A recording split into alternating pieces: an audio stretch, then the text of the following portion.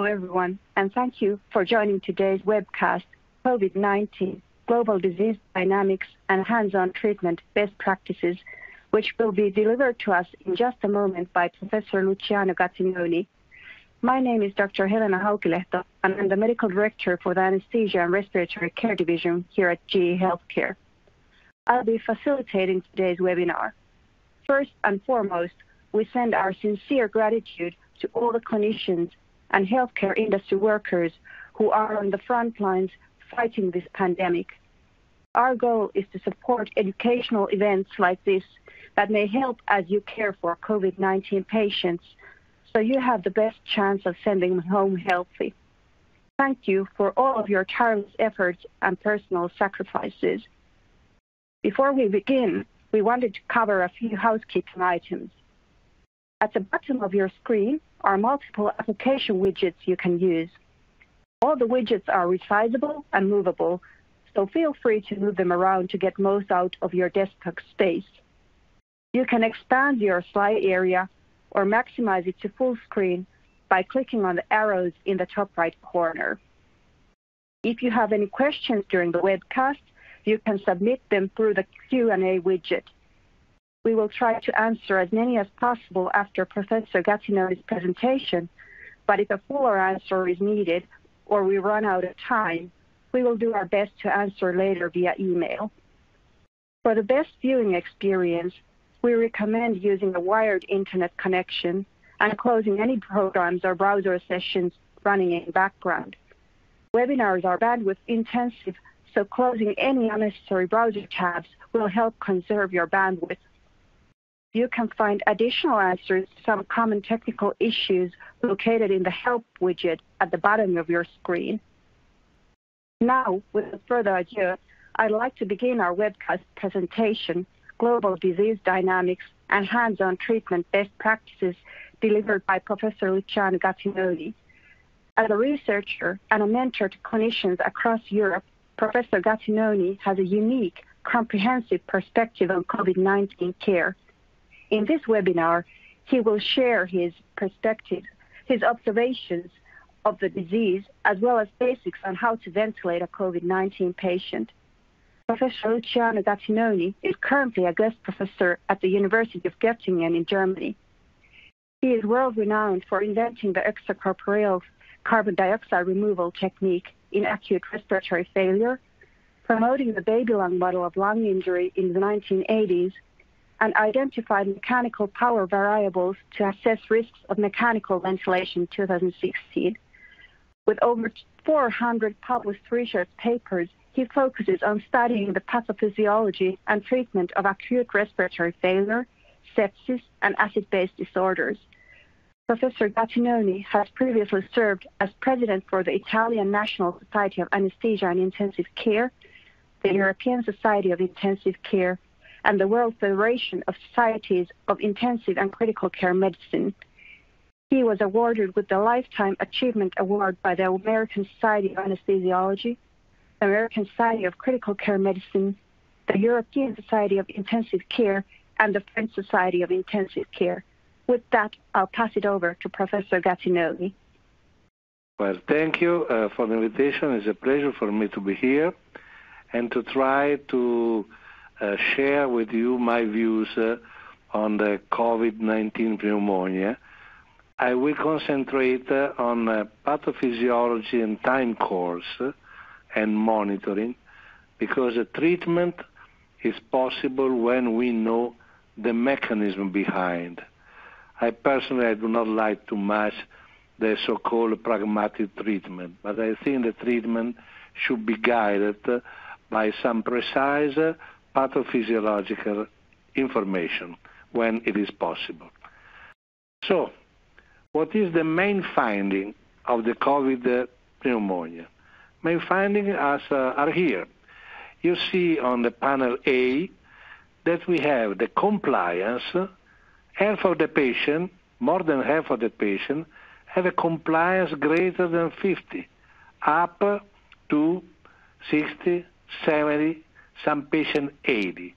So the compliance are far higher than we are accustomed to have in the so-called severe ARDS because the oxygenation of this patient are the oxygenation consistent with the severe ARDS. You see that more, or even more, because more than 50% of these patients had a shunt fraction greater than 50. So we have a tremendous hypoxemia and in more than half of the patients, a beautiful lung mechanics, which are very rarely observed in severe ARDS. So before to go ahead, we have to ask why. Before to treat the patient, how this is possible. And what I'm going to tell is derives from a series of CT scan we did, a series of discussion with several colleagues in Italy in the front line that provide me with their experience and the data the data related to their patient. So, the virus. I don't want to spend much on this because it's not my field, but the virus get into the system through the epithelial and endothelial receptor, the AC2 receptor, and then we have in the interstitial space, we may start to have the inflammation and the so-called interstitial edema that appears as a ground glass opacity. Now, where are the ground glass opacity? Look here. You see on the right, they are mostly on the periphery, here, here, here, here, when we start. Then they extend. Why they are on the periphery? Because I think when they start the inflammation, the focus of the stress and the strain is related to the regions of the lung which have a different elasticity. This is the pleural membrane, and these are the alveoli. The stress and the pressure are concentrated here. These are weak points. And this is the reason, I think, one of the possible explanations, why we start with the periphery. Just give me an example. Look here. These are pigs treated with a tremendous high tidal volume. For a few hours, nothing happened. Then you see here start something, here start something that become bigger, bigger. Everything began at the periphery, and then, of course, after that, extend. So in inflamed lung, you have a small amount of edema starting at the periphery, which give us the ground glass opacification, but as you can see, most of the lung is full of gas, and the compliance is perfect. Perfect. Is near normal. Now, my dear colleagues, as you know, the gas exchange is just a mathematics. We cannot invent something. So if I have gas in one place and I have perfusion in the other place and the gas space is intact, the problem must be the perfusion. And by the way, as I told you, this CODI appears to be primarily a vascular disease with a vascular involvement. We have lung vasoplegia. That means the lungs is no more able to direct the flow when it's necessary and tends to fall the gravity. And this vasoplegia may be due to the increase of nitric oxide. We have some vasodilatation, maybe through the fact that the receptors are maybe occupied. We have the angiotensin-2, less angiotensin-2, which is a vasoconstrictor. Anyway, we have several causes. Maybe there are four others completely unknown, which cause at the end vasodilatation. Now, what is the VQ mismatch? VQ mismatch is one of the most intriguing concepts in physiology. Means that the ventilation goes in one place and the perfusion goes preferentially in another place. Now imagine that the ventilation is the ratio with the ventilation perfusion is 5:1 in one place, which results in excellent CO2 removal, but results also in a computed space, and other part of the blood goes down when we have less ventilation. And this is what we cause hypoxemia. Because it's impossible that all these patients have a pattern foramen ovale. And as they do not have gasless tissue, all this is full of gas. This patient, the amount of non-aerated tissue is minimal. That means the recruitability is very low. So that means that hypoxemia origin is in the VQ mismatch. Now let's see, I start to get the pneumonia, and I have, because of this physical law, a severe hypoxemia. But then I have an infection. And you know, in infection we have some cytokine storm and so on. All these factors increase the respiratory drive. And increase the respiratory drive with hypoxemia is not an increase due to increased respiratory rate, but is due mainly to increase of tidal volume. Now, this apparent quite complicated graph. Look on the left part. Here we have airway pressure. This patient is breathing with a greater lung volume, greater tidal volume, and breathes at atmospheric pressure. So to have a greater tidal volume, it needs to have a greater transpulmonary pressure. As the airway pressure is 0, he needs to have a more negative pleural pressure. So he starts to have pleural pressure swings. And as you can see, when the pleural pressure goes down, the venous return come up to have edema. And this phenomenon was described by Barak in 1938 by Kolobov using the acetyl acid in the cisterna magna of the ship. After 24 hours, the ship developed a tremendous ARDS. So, more recently, Brochard, Pesenti, and Slasky defined the term patient self-inducted ventilator injury. So is the PCILI or CILI. That means the ventilator injury can be perfectly created in spontaneous breathing. Now imagine my patient, or I have this pneumonia, I start to increase the tidal volume. And I am at home. And I stay at home maybe 2 days, 3 days, 4 days, 1 week, because maybe I am afraid to go to the hospital. Then somebody send me to the hospital. I go to the hospital, and I am dyspnoic. Not at all. You know why? Because this is the ventilator-induced lung injury, back, described by Brochard and others.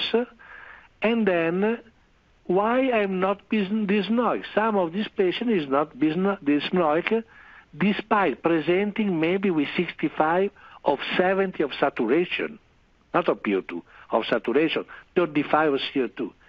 Because if I increase my effort to I expect a tidal volume of 600, and I receive 600, I don't have any dyspnea.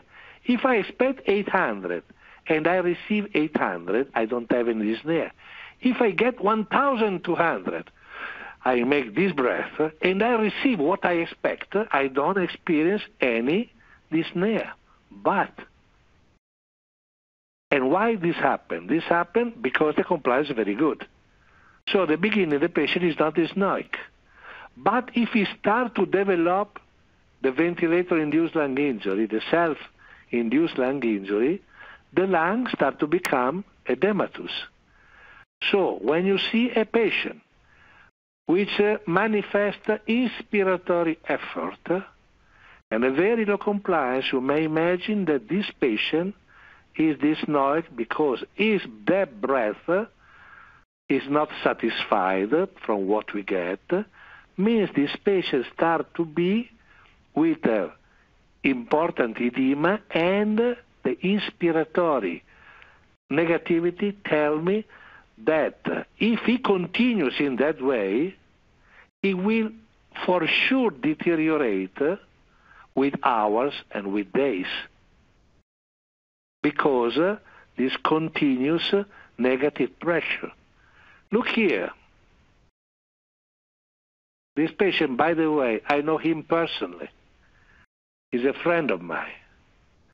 This was recovered admitted in a hospital in Milan in the day 1, X. He came with a PF 95. Look at the CT scan distribution. All the pixels are in the well aerated, some in poorly aerated, this one, but we don't have any non-aerated lung. 95, that means PF that classified this patient as severe ARDS. He doesn't have anything to recruit. 7 days after of oxygen mask, CPAP, and non-invasive ventilation, this is the picture. 84, look at the CT scan. The good lung is almost some present, but we have a lot of ground glass, which is likely the disease, but plus we have this tremendous edema, which I think is due to the ventilation injury. This is impartial recruitable, in part. This one is not at all. So, now if we look at another thing to say, as I told you that this is a vascular disease, this also explains one of the most important features of the picture is that the disease has a tremendous tendency to the coagulation. So it's very well possible that this start to increase the amount of microatelectasis. But now let's see at the disease stage and the possible intervention. Before the period, this is the community medicine, is vaccination, basically. So we are wondering where the Novaks are at the moment. And this is obviously fundamental to solve the problem. But then we have the virus infection. Antivirus drug, here in Italy, and I don't think not only in Italy, everywhere in the world, they tried a combination of the most of several antiviral drugs. The truth is that, despite the newspaper, I'm not aware of any drug which really killed the virus. In my modest experience, we saw that many of these drugs kill the liver, but leaving the virus unmodified. Then we have the inflammatory reaction. And there is no way, since the time of Osler, we believe, or we tend to believe, that the host response sometimes is the real cause of the disease, of the further disease. We have to say one thing, my dear colleagues, that in 100 years of experiment, we try to block the inflammatory reaction with the most strange, in the variety of the modes, and we never obtain anything in all the study control I'm aware of. This classical example is the sepsis. But anyway, for sure we have a big rise in cytokine. In some patients, the anti-inflammatory cytokine are zeroed. In some patients are high. Makes sense to try to modulate at this stage the inflammatory reaction. Vasoplegia. You know, the NO, to me, is a test to see how much of the vessel are still responsive. But to me, it doesn't make a great sense because the problem is the vasodilation plus the vasoconstriction, at least at the beginning. The almitrine is a drug which is used only, allowed in France, Greece, and Portugal. But somebody told me, Dr. Payen told me there's a good response. The CO2 inhalation doesn't have any response on the vasoplegia. Then we have hypoxemia. For the hypoxemia, we have a lot of possibility. We have FiO2, CPAP, non-invasive, prone position, intubation, PEEP low, PEEP high, super PEEP, etc., etc. We will discuss this. And then what we can do on the respiratory drive. We have on the respiratory drive to keep it quiet. We have opioids, sedative, but I have to say that these patients are extremely resistant to this in terms of a decrease of respiratory drive. In other words, you need tons of opioids and sedative to control the respiratory drive, which is abolished just with the cure. So, if I had to make a short summary, we have the progression of the disease, because we see the disease of very few patients, over 1,000, only minor fraction get a condition of virus pneumonia which leads to the intensive care. Most of the people stay at home without any problem, somebody without any problem, sometimes with symptoms as in a severe flu, somebody has a pneumonia which stop spontaneously, somebody progress. What is the progression of the disease? In one side, we have the biology. So micro and macro thrombosis. In the other side, we have the self-inflicted lung injury, which may lead a quite severe progression of disease. What can you do? I recommend you to be extremely careful with the anticoagulation, and here we have to assess and control. How can I assess?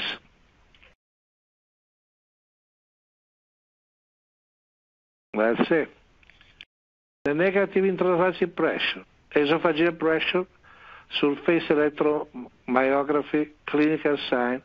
For the first two, you know that these are not used even in time of peace.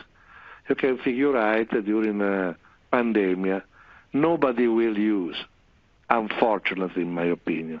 But this should give you exact the right timing for the intubation to interrupt this tremendous negativity. But we have to observe, even during the pandemic,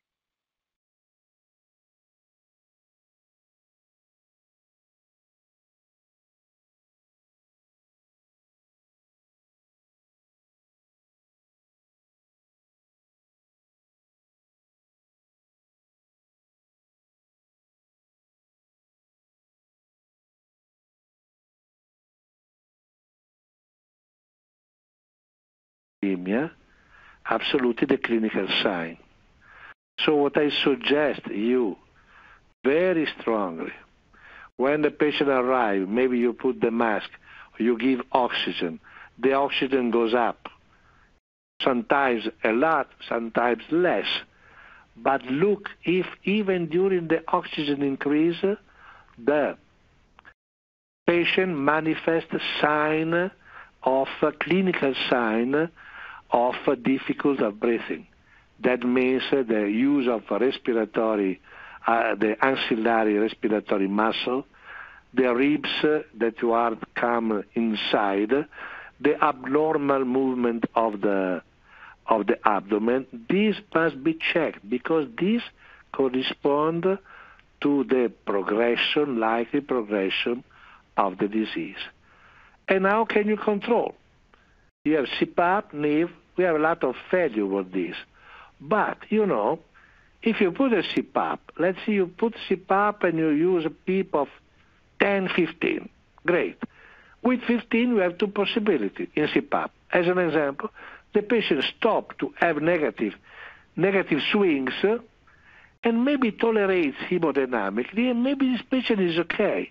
But if the patient, during even CPAP, start to continue to have this tremendous drive activated, CPAP has to be abandoned, but not after 2 days or 3 days, as happened to my friend, but after half an hour or 1 hour.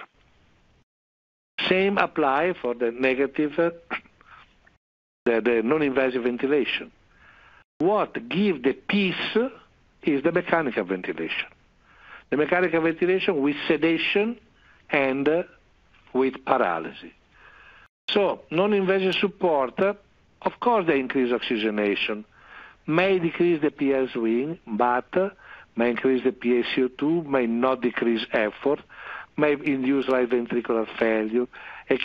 So we have a lot of possibility that as I know. I think the key point is the one, the possible decrease of inspiratory effort. So how to set the ventilator?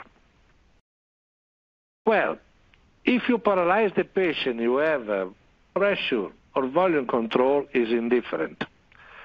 If the patient is not paralyzed, I would use, you have to do whatever possible to decrease or to abolish the negative pressure swings. But volume, I prefer to use in this patient volume mode, but without any particular dogma, because volume and pressure are two faces of the same medal. If you know how to set the respirator, you can use both modes. FiO2, being at least at the beginning and VQ mismatch problem, these are quite sensitive to FiO2. So FiO2 is a tidal volume. Tidal volume, it depends by what kind of patient I have. If the patient early, this means the patient still with a very good compliance. If the patient has very good compliance, I don't have any problem when I paralyze the patient and I increase the sedation to use even 8 tidal volume, milliliters per kilo. I look how much is the plateau, and the plateau will not higher than 21, 22. The driving pressure will not greater than 7, 8, because the compliance is good. So you don't have any risk of VILI due to mechanical ventilation.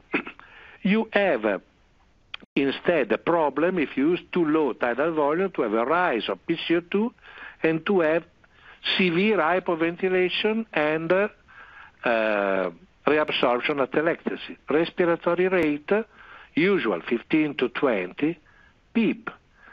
Tell me one good reason why to give 15 of PEEP in a patient with a very good compliance.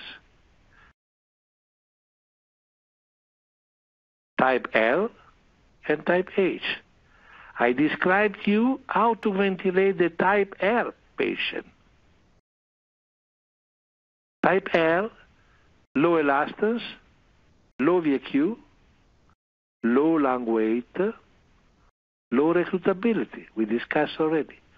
So in this patient, why to have a very high PEEP? Somebody has to explain me why. Because there is nothing to be recruited. Type H is different.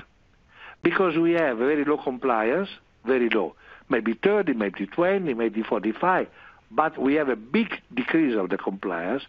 We have high shunt because here we have part of the tissue which is not aerated. The lung weight is very high, and the recruitability is very high. So, mechanical ventilation, sedation, muscle relax, type L. Type L and type H represent two prototypes, that means two extreme, because we have some picture which is in transition. But I think it's easier to understand the course referring to these two paradigms. So, in type L, we have volume control ventilation. This I prefer, but as I told you, can be pressure. FiO2, no problem. Tidal volume even higher. Respiratory rate 20. PEEP, 8 to 10. Because this patient, when you input some PEEP, not through the recruitment, but through the diversion of flow, you may correct the oxygenation. But you don't need 15 or, as I saw around the world, sometimes 20. Proposition, always improve oxygenation, both in type L and in type H. But in type L, I would use just as a rescue because there are not the conditions for which the proposition may decrease the arm of mechanical ventilation because the compliance is good. Basically this one. So we don't have very bad maldistribution of a stress strain. In H, we will see, is completely different. So, in this high compliance, greater than 50, plateau, driving pressure, mechanical power levels are well below the classical severe RDS. If you ventilate early, when you start to see the sign of hyper effort when breathing, I think you don't have any problem to ventilate this patient. Type 2, I don't want to spend much time, but these are volume controlled or pressure controlled, FiO2 as needed, tidal volume as in severe RDS, respiratory rate to stay with the PCO2 below 60. So PEEP always below 15, but these are level of PEEP which are compatible with severe RDS, because the real type H at the end is nothing else than a patient with severe RDS due starting with COVID pneumonia. Proposition, I think, is important because this is a perfect indication of long-term proposition, because the proposition at this point makes the mechanical ventilation less harmful or more innocent than supine position. So, summarize here, always remember sedation and muscle relax. In this low compliance patient, plateau, driving pressure, mechanical power levels are the same. You have to look as in the classical severe RDS. That means driving pressure below 14, plateau lower than 30, mechanical power possibly below 18 joule per minute. Now, and this is a crucial point, in which you have to be extremely careful not to handle the system as with severe RDS, when it's not severe RDS. Let's see, what you do with the RDS, you connect the normal RDS. Take a patient, put the mechanical ventilation, great. In 3 days, the PO2, the PF goes from 100 at 180. So what the people does, start to decrease the FiO2, maybe start to decrease the PEEP, and maybe the day after is 200, start to attempt to winning, to shift to pressure support, right? Because the classical RDS may last 2-3 days. Now, if you do the same in this patient, will be a disaster. Because after 2 days, and you start to put the patient in pressure support, you start again the respiratory drive to fire as a hell. The patient creates a lot of negative stressor, and you lose all the benefit you gained the day before. So you have to be patient. This patient may be weaned only when the disease is solved, and the disease takes at least 10, 15, sometimes 16, or 3 weeks to solve. So you have to be extremely patient. So more than 50% do not have classical RDS. It's a long course disease. 10 people, patient is like we can offer. Now you can see, okay, but how much is the disease and how much is the treatment? The treatment not necessarily save the patient, but the treatment may kill the patient. Let me just give you 3 numbers that I learned yesterday. I received a phone call from Switzerland, Hospital A. The chief hospital went to see the patient in pneumology twice a day and was looking at the respiratory effort. If he found some patient, maybe with helmet, with mask, in non-invasive ventilation, with inspiratory effort, he took the patient down and you connect and put in mechanical ventilation and intubation, paralysis, sedation, and so on. So with this philosophy, over 40 patients all survive. He didn't lose 1 patient. Same nation, hospital 50 kilometers closer, they follow the guideline. As an example, they use the PEEP, FiO2 PEEP table to set PEEP. Of course, if you set a PEEP in a patient with 35 of PO2, at the end you come out with PEEP of 20 if you use the table. 20 of PEEP is somebody that doesn't need any recruitment because does have nothing to recruit. Mortality 50-60%. Another country, 150 patients treated in guideline, mortality 90%. I'm not saying that this is the treatment, but when I go from 0 to 90, and I know that many of the doctors grow up with the protocols, but I think sometimes it's a time to sit down and to ask yourself, are you doing the best or not? I have to look at the protocol, or for this new appearance disease, which is different, I have to do something else. As an example, to follow the physiology. I expect, I hope, with this long discourse, to have at least raised some doubt in some of you. Have a very good afternoon, night, or day. I don't know whether will hear me. And overall, stay safe and well, with all my admiration for the people working in the front line.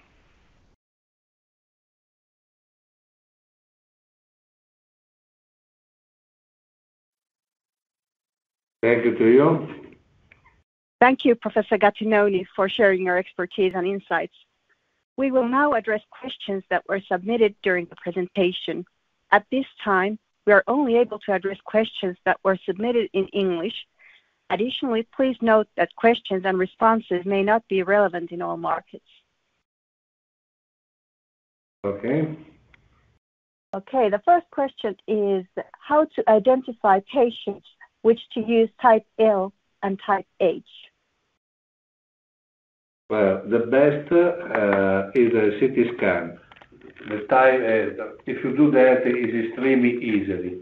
When you have the type H, you have a ground glass, and plus you have density consolidation very clear in the dependent regions. In the type L, you have far less densities and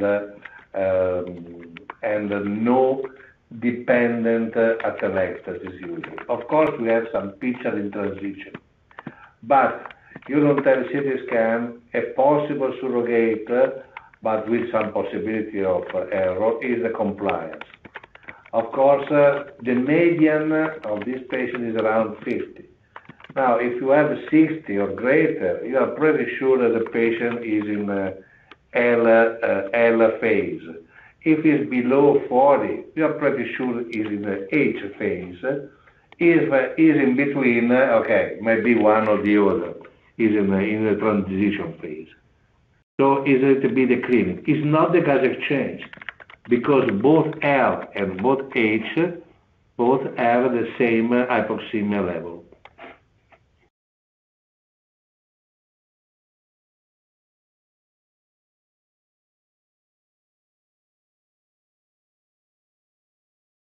What about extracorporeal CO2 removal to control respiratory drive?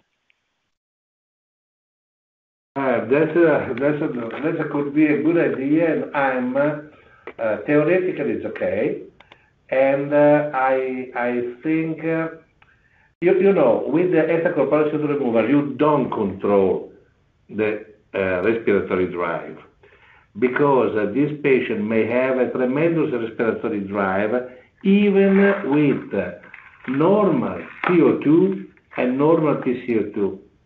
We have something which is linked to the inflammatory status that stimulate the respiratory drive. But the CO2 removal may find its indication in the H status patient. I wouldn't use in the L status patient.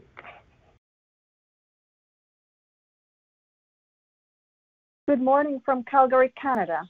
In the case that you just presented, the patient had a FiO2 of 94 breathing spontaneously. Would you have recommended the initiation of invasive ventilation in that patient right away? Thank you. Well, this is a good question. I refer from what I observed in around several countries and several places in Italy. Let's see, no doctor, then a patient, that I'm aware of, when a patient comes into the hospital with 80 of saturation and maybe is without dyspnea, is left alone. I would be curious to see what's happened. But usually these patients are treated immediately or with mask or with helmet in Italy or with high oxygen flow and so on. I think the key point is to observe the inspiratory effort. If the patient does not have any inspiratory effort, and there is no, I think he can stay with this procedure. What is terrible if the patient continues to have respiratory effort, as happened in Italy, you don't have space to admit the patient with intensive care to intubate. You don't have respirator enough, and so. But in a normal world, if you have the possibility, the early intubation is used to prevent the negative pressure, the excessive negative pressure. This is all we can do. We cannot do anything about the natural progress of the disease. Until somebody will find some drug about that. We don't have at the moment. By far, is there any role for NIV in COVID-19 patient, and which mode is better, high-flow O2 therapy, CPAP, or BPAP? Well, I think, I repeat, it depends how the patient is tolerating. There is not an ideal mode of ventilation. If I use as an example the mechanical ventilation and intubation in a patient who perfectly tolerates the CPAP, the mechanical ventilation is absolutely wrong or inappropriate, because I have to say that the patient use QRAR and so on. But if I use CPAP in a patient with a high respiratory drive, this is completely wrong. So does not exist the best ventilator mode. exists probably the more wise combination between a given respiratory support and a given patient status. We have to monitor and to follow this patient day by day and hour by hour, and to adapt the respiratory support to the patient, not to start with the protocol saying, okay, this, and this. So we have to do medicine. What is the role, if any, of APRV in COVID-19? Many clinicians believe it should be used. Well, I'm afraid I didn't get the question. Can you repeat it? What is the role, if any, of APRV in COVID-19? Many clinicians believe it should be used. Well, APRV, exactly the same, what I just answered to that. No? APRV may be an absolute acceptable form of ventilation in H type and also in L type when you have patients that in who you cannot control the respiratory drive with the non-invasive support.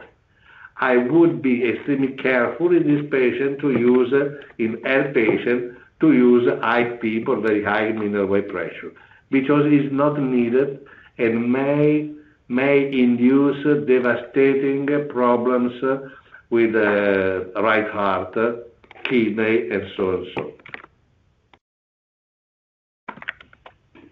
Which would you recommend as the best strategy for determining best PEEP? Well, once again, we are looking to the best PEEP since 40 years. And there is not a recipe. PEEP is always a compromise. To me, the best PEEP is the lower PEEP possible that assure the target that you want. And the target, in my opinion, are not open the lung and keep open. The target is to have a decent oxygenation, a viable oxygenation, because any time you touch PEEP, remember, is the most powerful interference or agent interfering with the hemodynamics. And then you give more fluid, you have to give more fluid, you have to give a vasoactive drug, and the patient gains 3 liters, 5 liters, 6 liters. So more I get older, more I'm afraid of high PEEP levels.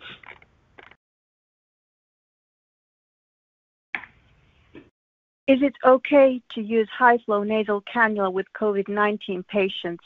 Because we have heard that high-flow nasal cannula is not ideal for them since the patient will contaminate the room with his aerosol. Well, I think from the terms of spreading of the infection, it is very well possible that you have to be careful with that. Then some people speak about using high flow in a negative pressure chamber and so on. From what the respiratory failure per se is concerned, oxygen or high flow oxygen, if the patient tolerates, improves his oxygenation, and tolerate without inspiratory effort is okay. Once again, to me, the devil in a situation that we can correct is the correction of excessive respiratory drive and this tremendous inspiratory effort. I tell you this and I insist on this because several patients which could not be admitted in intensive care because of lack of space for 2, 3, 4 days were breathing as a hell in a helmet or the CPAP and so on. And when this patient, you look at the CT scan or you look at the condition of the lung, may be really severe. What markers should we use to initiate vent weaning? Well, I think time is important. For all my colleagues told me that the weaning in this patient is really complicated because If you start to wean after 2-3 days and you base all your weaning on the oxygenation, usually you reach in many patients you may reach the oxygenation level very soon. But as soon as you start to shift to start to wean and the patient starts to have some spontaneous breathing, you see immediately the inspiratory effort. So what I would suggest, I would start the real weaning when, after the beginning of inspiratory effort, the P01 is within tolerable level. If the P01 is become very high, please stop the procedure and go back. You have to wait that the disease is reduced, because all the causes that induce the hypoxemia are still present, independently, regardless if the oxygenation has been corrected with FiO2, with respirator, and so on. So it's a little bit different from the normal RDS, which sometimes can be weaned in 3-4 days. Here, the process is longer. What is the ideal time for proning in H-type patient? Well, if the H-type patient, I think the ideal time is always. I would treat the patient in prone position if the PO2, of course, is below 150 and so on, as a standard therapy. Because, whatever you do to the lung, when the lung is deconditioned, so the compliance is reduced, the hypoxemia is severe, and so on, whatever distribution of stress and strain in the lung is more favorable. So I would use according to what we use it in severe RDS. So below 150, moderate severe, I will start the prone position.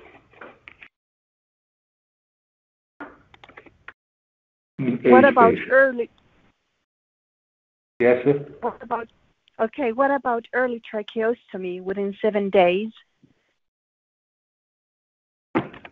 Well, really, I don't have a very clear idea on it, and I have several opinions around for that. So I cannot give you a particular recommendation. But of course, remember that this patient usually have to stay in support for a very long time. So the tracheostomy, I think, will be more frequent in this patient than in patients with severe RDS. When is the right time to start anticoagulant? Well, here, at least in Italy, not only in Italy, they start with the real anticoagulation when D dimer is over 3,000, 4,000.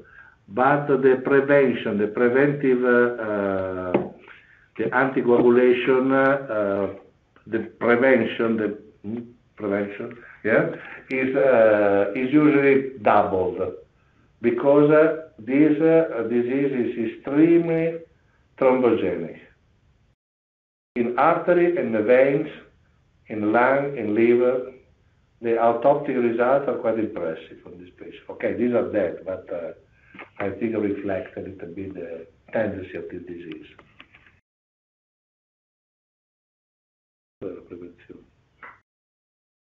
Do you prone patient in spontaneous breathing? Excuse me? Can you repeat, please?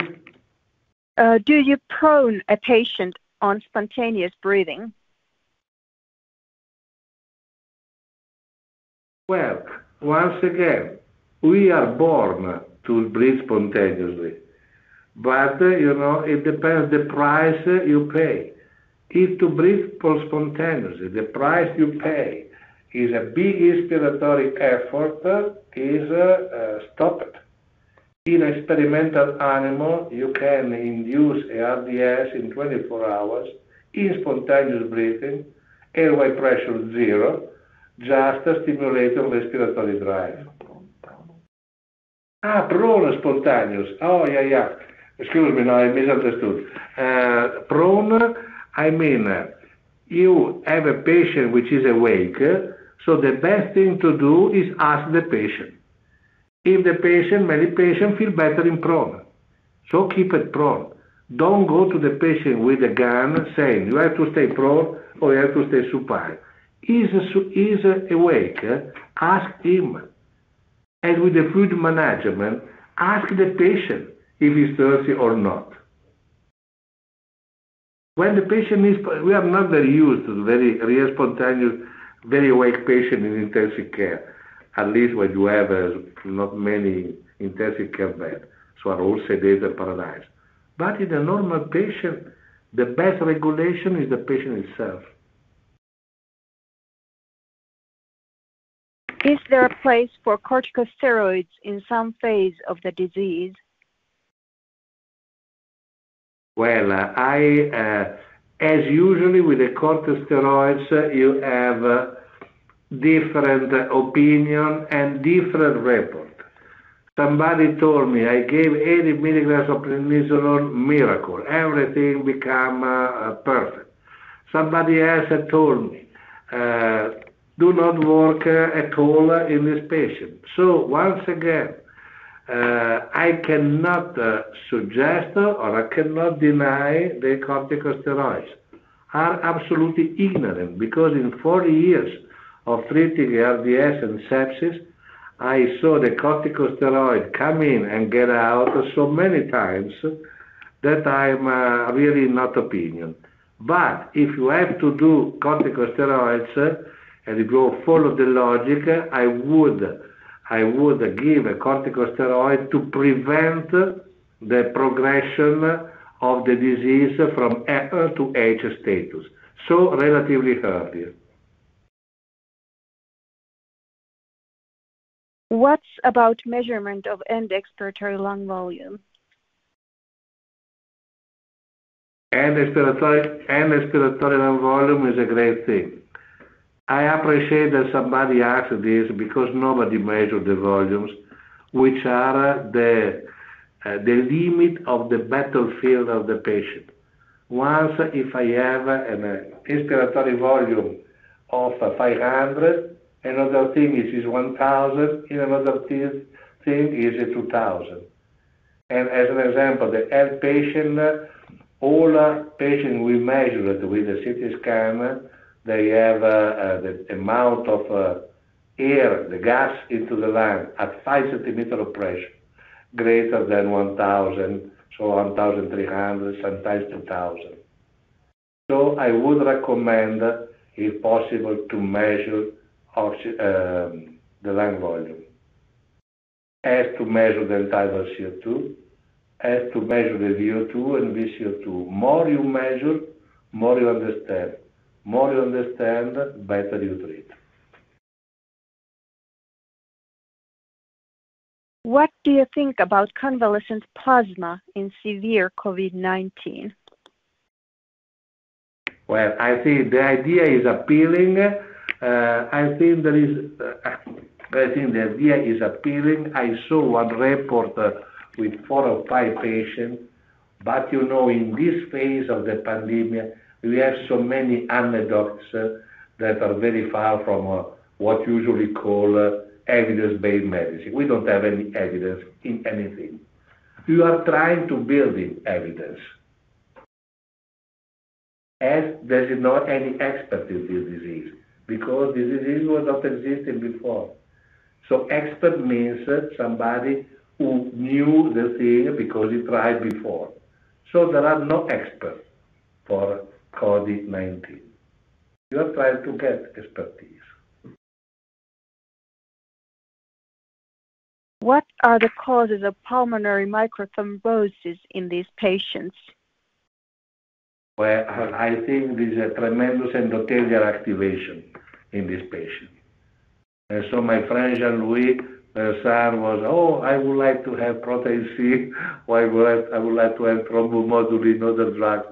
But all the people who studied this problem or using TAG, somebody told me, I never saw thromboelastogram like this in my life. So I think so what I suggest is to look extremely carefully to this problem, and with echo just to go also look to the vein and so on, to have a strict check of this patient in terms of coagulation.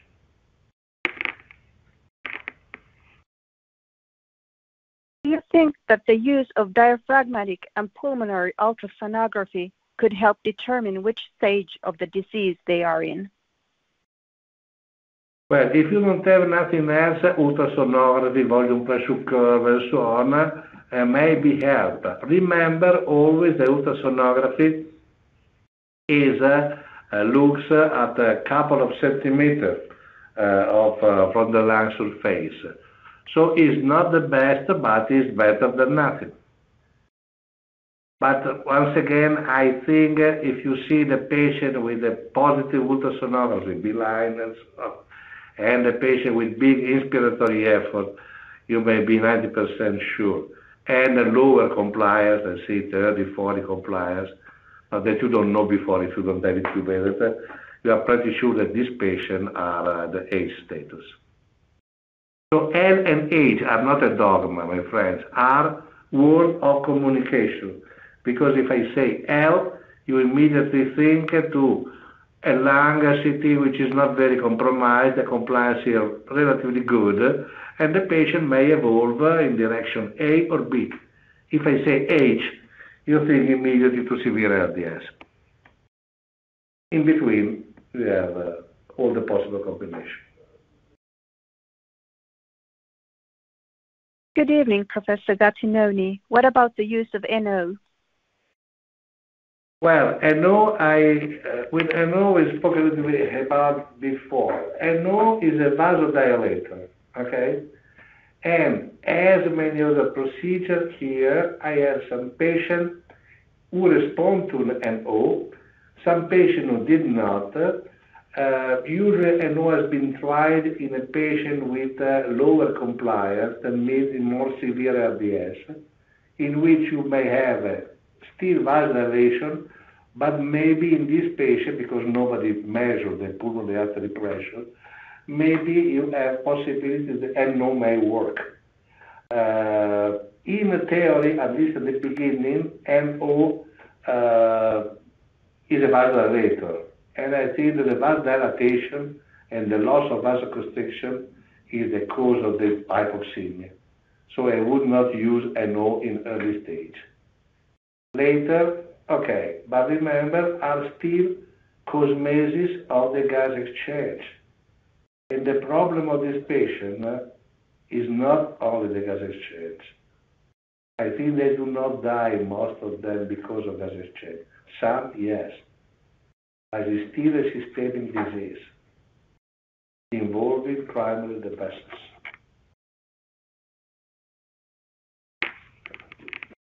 Is P0.1 reliable method to measure the effort? Well, to measure the effort, I think,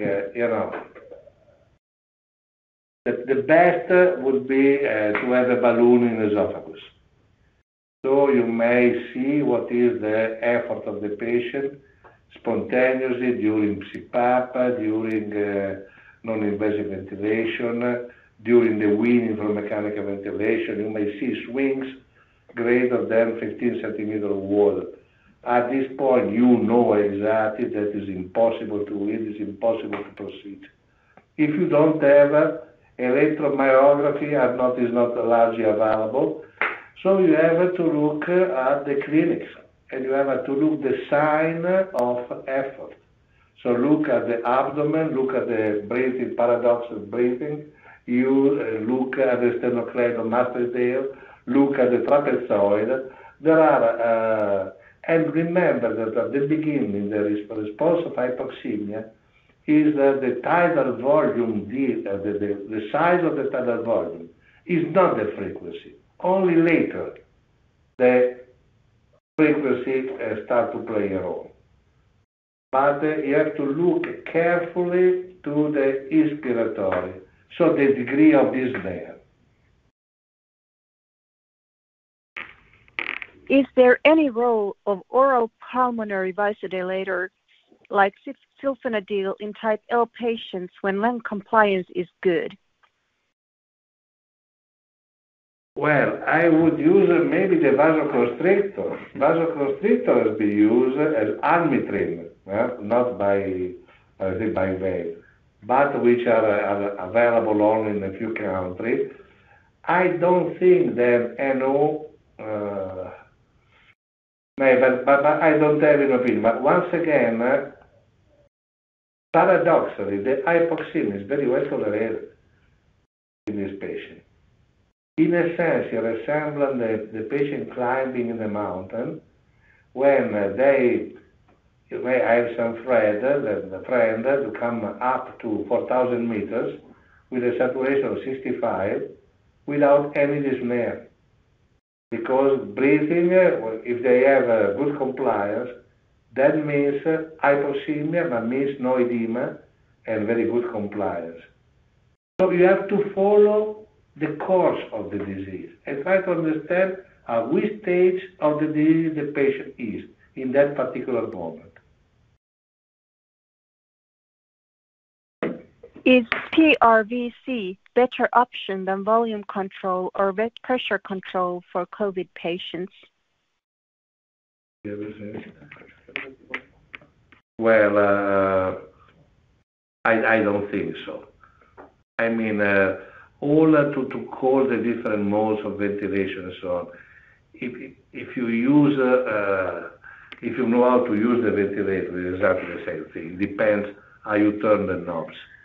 So I think what is important is to see the patient-respirator interaction.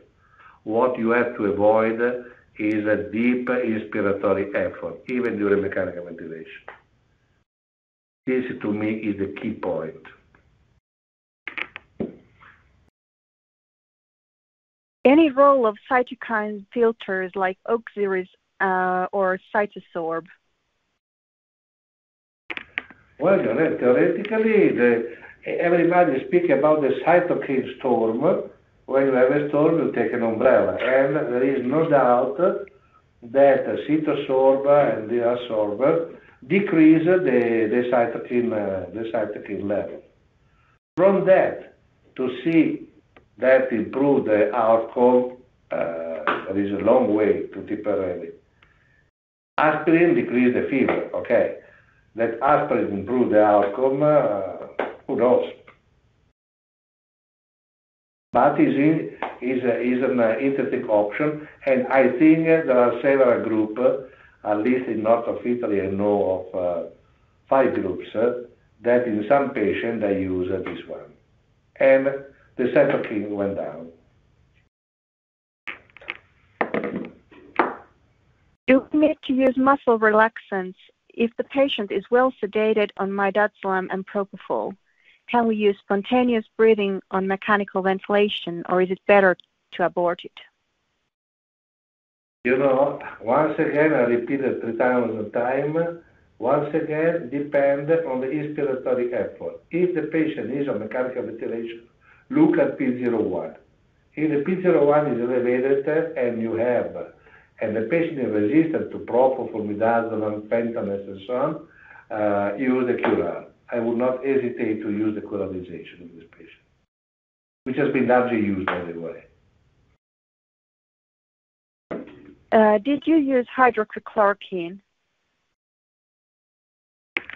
Well, I don't have idea about that, you know. Everybody starts the most strange drugs in this condition. We have just to wait. It's not that, okay, giving hydroxychloroquine and my patient improved. My patient didn't improve. It's not the way to really prove. We need the time and the study to do it. Because if it will work, we will know exactly.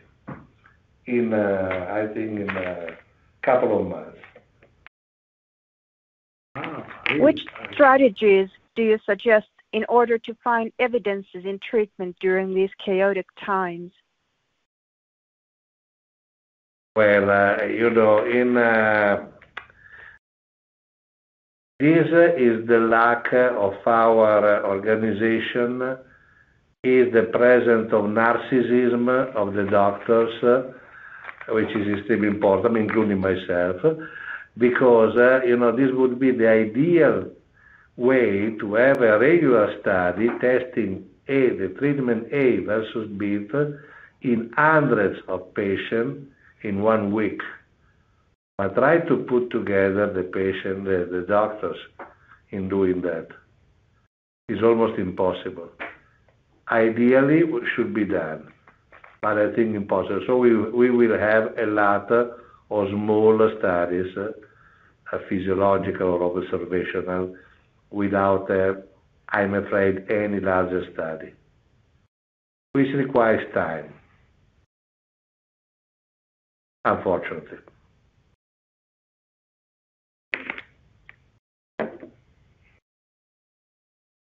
And let's take one more. Is the pathophysiology the same in younger and in elder patients?